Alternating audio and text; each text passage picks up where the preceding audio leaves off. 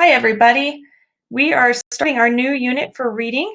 I wanted to start by letting you guys know, I know I've talked about this book before, but it is one of my most historical books.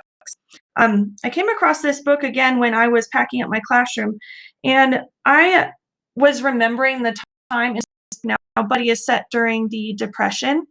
And so he lives in a foster home and he doesn't get along with the boy that he lives with. So he's pretty motivated to go figure out who his real dad is.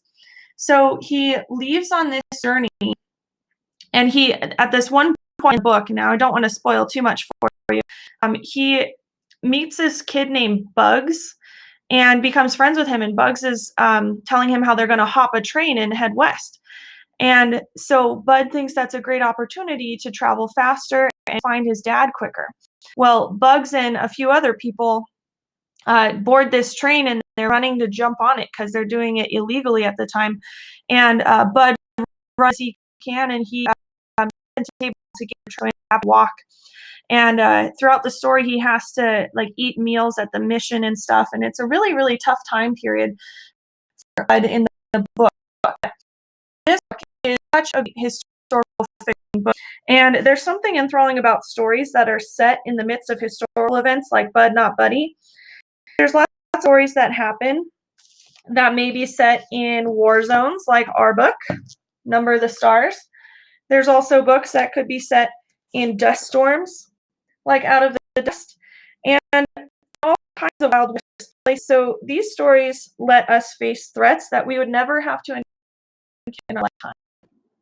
So today I want to teach you that at the very start of a story, readers pay particular attention to the mood and the atmosphere of the places in which the stories are set.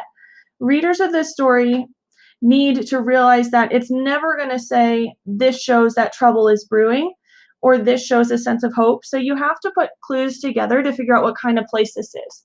So our target for today is read analytically, studying parts that clue you into the facts, the feelings, or the setting. And before we start reading our book, I want to show you guys our learning progression for envisioning or predicting what's going to happen. So making mental movies as you read, try to experience the story as if it's real life.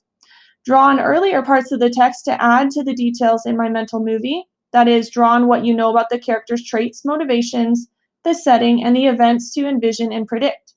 So that work that we did yesterday to build our background knowledge about the time period that we're working with is really going to be helpful here. Use what you know from real life about what these places tend to look and feel like, and base your predictions on the sense of how stories tend to go. So really going to focus on the beginning of the book today and what that means for what's coming later. All right, so during when launch that before reading, and this kind of helps us build our expectations of what's to come for reading each text. Now, because historical fiction, like this book, Rose Blanche, is always at time and unlike your own, so get ready to read historical fiction. So here's a tip. Trouble will be brewing. This book is set in World War II, and so on this book, and along the way, our book, Number of the Stars. So Rose Blanche is a picture book that we're going to read today. It'll help give us some background knowledge on the time period. So this is a story here, Rose Blanche, that's about a girl who lives in a small town in Germany, and there she is right there too. The author, Roberto Said he wants to write a story about a place where most people want to know more. So remember asking here, what kind of the author giving me again a click? We're going to take a look at the first page. You're going to notice a lot of clues about where we are today. So since we're asking what clues is the author giving me that suggest kind of this, we're noticing details that suggest trouble. So right here we're noticing there's a little girl in a brown dress standing on a town square holding a red flag with a sword cut. And around there are others doing the same in trucks. And my name is Rose Blanche. I live in a small town in Germany with old fountains and houses with pigeons on the roofs. One day, the first truck arrived and many men left. Winter was beginning.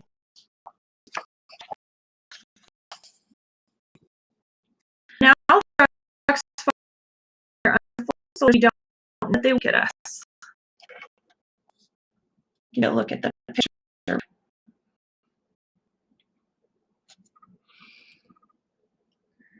They drive tanks that make sparks on the cobblestones. They are so noisy and smell like diesel oil. They hurt my ears and also my nose when they pass.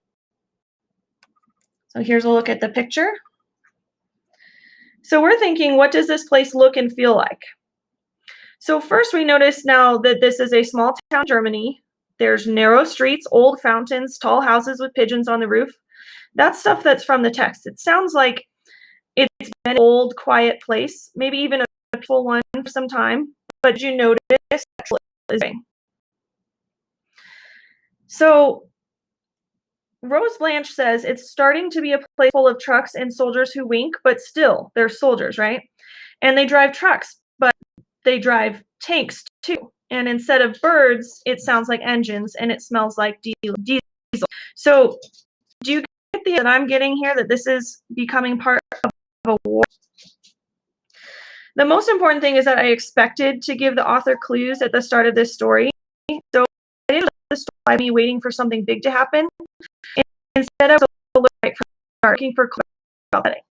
I was especially to signs of trouble brewing and clues that the author gave me about what this place feels like. So now I'm going to read a bit more. I want to be alert for clues the author gives you that tell you what kind of place this is and how the trouble is. Sometimes it seems things haven't reached. She wants me to be careful, but soldiers won't slow down.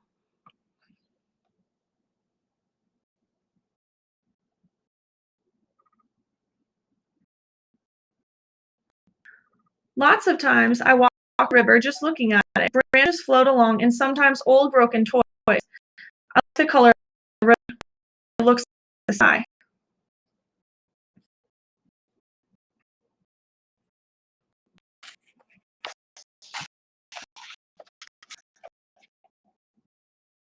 Fun to watch.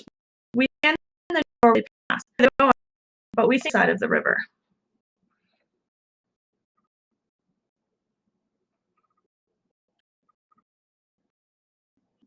One day, one of them stopped so soldiers could repair the engine. A little boy jumped from the back of the truck and tried away, but the mayor was standing there in the middle of the street.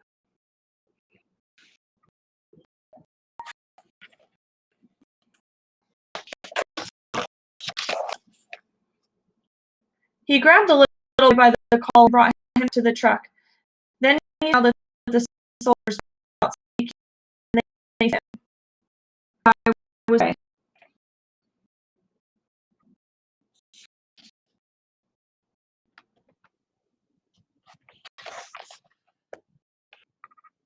The soldiers climbed back into the truck, doors banged shut, and it pulled away. It happened very fast. So right now, I hope you're noticing the signs of trouble and how it's changing. So take just a minute, pause the video, and think to yourself, how is the story changing, and what are your clues?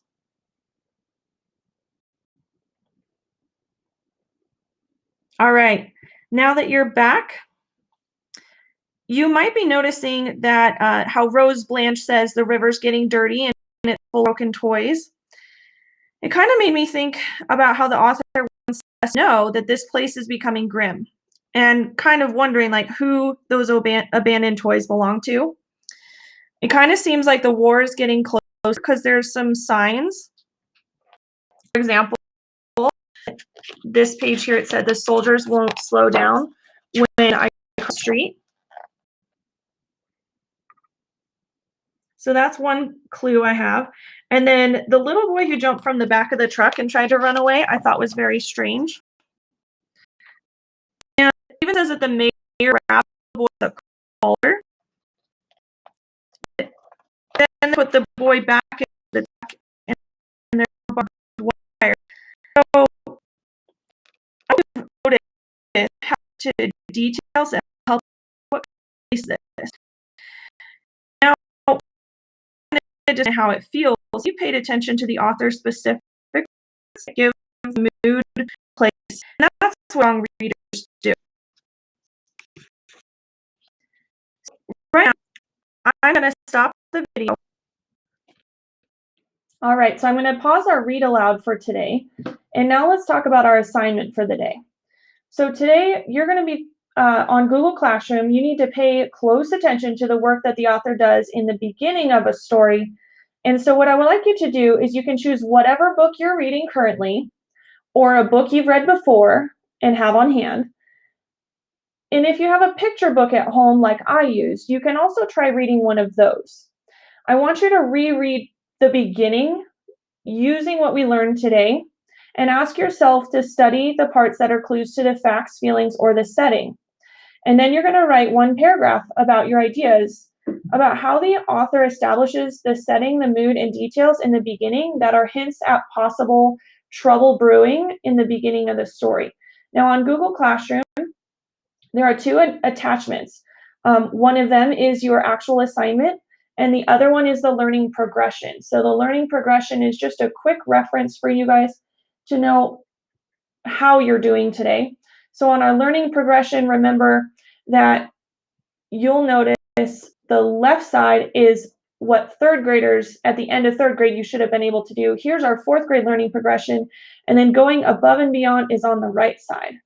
And then finally, your Analyze the Beginning Google Doc is available. I know my screen's taking a long time to load, but if you pull it up, I put directions on there, and you're just going to go ahead and type directly on this, okay?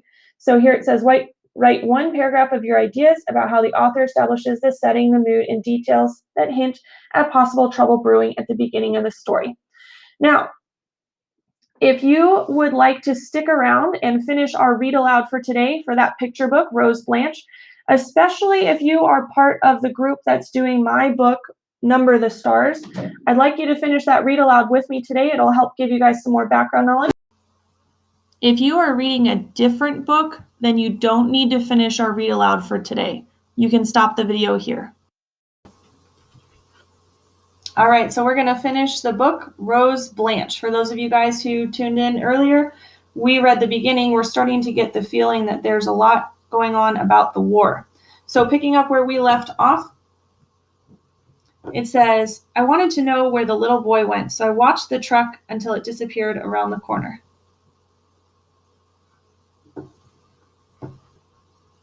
The street was crowded. Kids were playing. There were bicycles and farmers' tractors all over. It was noisy just like every day when school is out, but I walked on the sidewalk ignoring everyone, and no one saw me.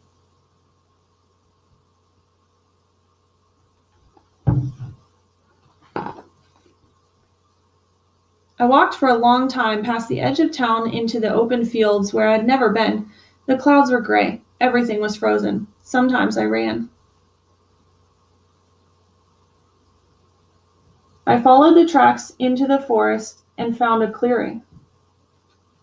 I noticed the barbed wire right at the bottom there.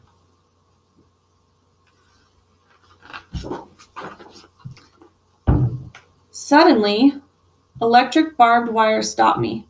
Behind it, there were some children standing still.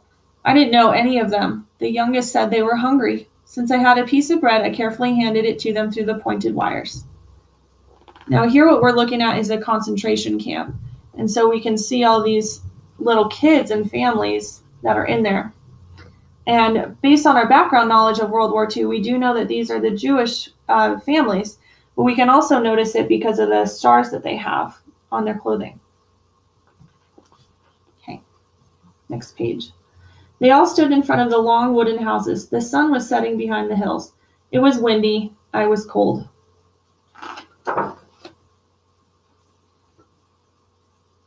Weeks passed by in the pale winter. Rose Blanche's appetite surprised her mother. She took more to school than she ate at home, all the bread and butter she could carry, even more jam and apples from the cellar.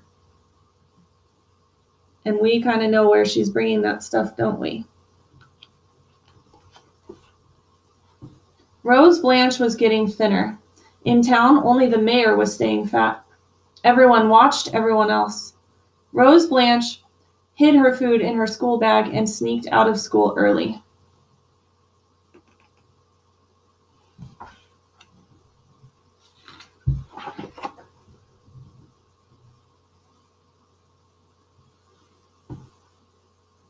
By now she knew the road by heart.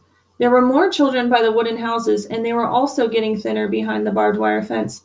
Some of them had a star pinned on their shirts. It was bright yellow.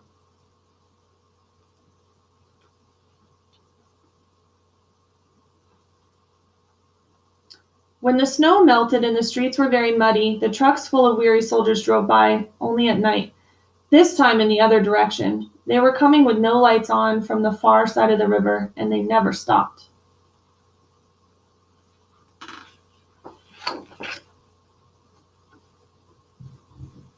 One morning, all the town fled, carrying pots and burlap bags and chairs. There were soldiers among them. Some had torn uniforms.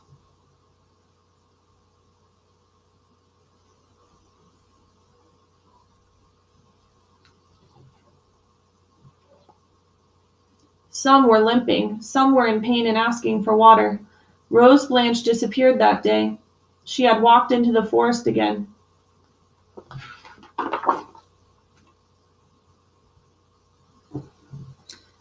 Fog had erased the road. Rose Blanche was hopping around the mud puddles to keep her shoes clean. In the middle of the woods, the clearing had changed. It was empty. Rose Blanche dropped her school bag full of food. She stood still. Now, here in the book, she goes back to feed the children in the concentration camp. And if you look at the picture, all the trees have been destroyed, and there's no more buildings. So it's very sad. Shadows were moving between the trees. It was hard to see them. Soldiers saw the enemy everywhere. There was a shot. We can kind of see in the picture there, we can see the soldiers.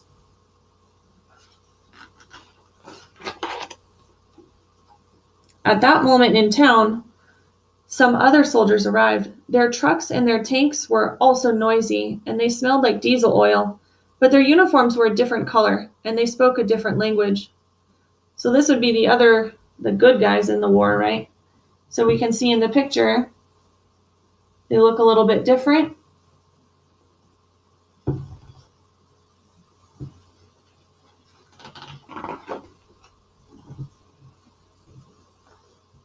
Rose Blanche's mother waited a long time for her little girl. The crocuses finally sprang up from the ground. The river swelled and overflowed its banks. Trees were green and full of birds. Spring sang. And that's the end of our book. Very beautiful. Now that the war is over, we can notice how this is the same scene that she was standing in a minute ago. We can even see the little flower that she put on the fence. Just like that. All right, that's it for today. Awesome job, guys.